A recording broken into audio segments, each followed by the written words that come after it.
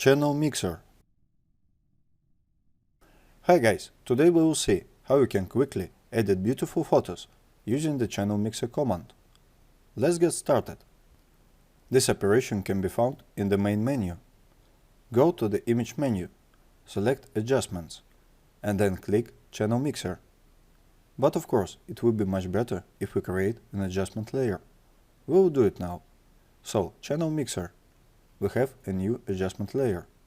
For its name, it's already clear that we will work with channels. Let's remember that our images displayed on a computer get all the variety of colors thanks to the three channels, red, green and blue. And the way these channels mix with each other and how much of a particular color in each of the channels determines how image looks. And obviously, if we change the ratio of colors in the channels, then the color range of our image will change.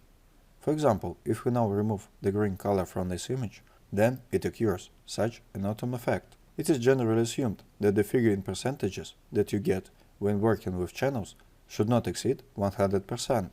But this is not such a strict rule that you should never break at all. You just need to look at the image, at how its quality changes, and decide whether you are satisfied with the quality or not. But of course, this percentage needs to be kept in mind.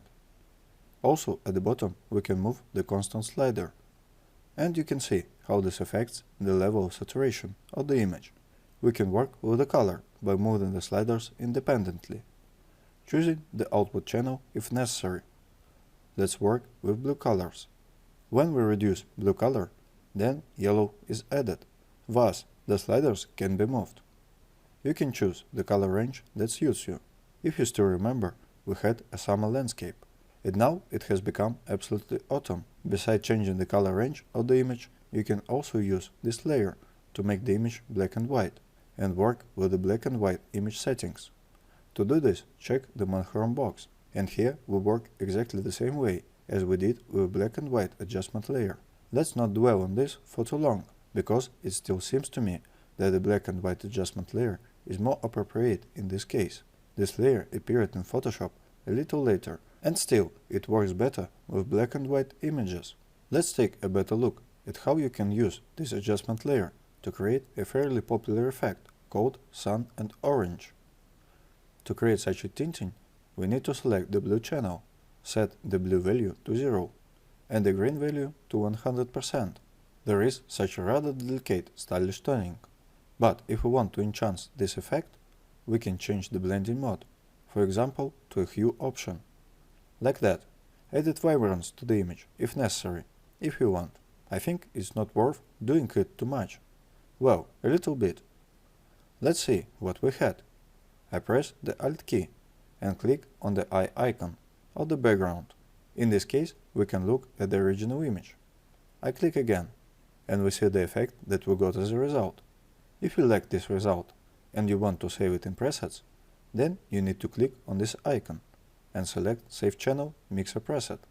We set some name and save it, and we have a set that we can later apply to other images in the same way as we did before with other adjustment layers. I'm just reminding you that there is such a possibility, and of course you can choose from the proposed sets, those that you like. Perhaps some of them will be very suitable for you. I suggest you look at these sets yourself. And I want to show you how you can add extra volume to an image with Channel Mixer. It often happens that the image looks flat. It doesn't have enough color, volume and expressiveness. I suggest to see what we can do about it. First, let's go to the Channels palette and see what are there. Yes, we will have a separate whole module dedicated to channels, but I think it would be appropriate to say a few words about them now.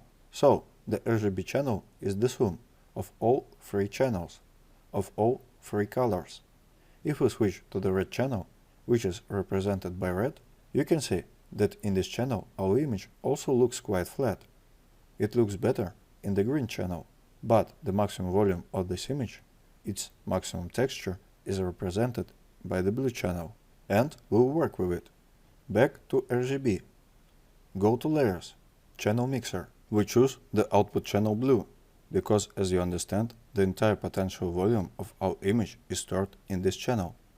We set the monochrome and set the value of the blue channel to 100 and the rest of the channels to 0. Thus, we make the blue channel as active as possible. After that, we change the blending mode to soft light. Look how much more contrasting and voluminous our image has become. Yes, by the way, the contrast in this case also increases. Perhaps the effect is too strong. Therefore, we can slightly lower the opacity of this adjustment layer to the value we need. For example, to this. Let's compare again. That's the original image, and that's what we got. That's how you can edit volume to your photos in just a few seconds. By the way, this effect looks very good on images of food. It immediately becomes so juicy and appetizing. So, if you need to retouch some food photos, this technique may even be very useful to you. And with the help of channels, you can also create selected areas or the most complex objects. But we will talk about this in a section devoted to channels. And now we move on to our homework. Your first homework assignment will be to give an autumn flavor to this green forest. The second homework is coloring in the style of sun and orange effect. But of course you can try to do something else. Maybe you'll get something of your own. And the third homework task will be to edit volume to this photo. And this is where we end our acquaintance with the channels. It was Peter Romanov and AIM School. See you next time.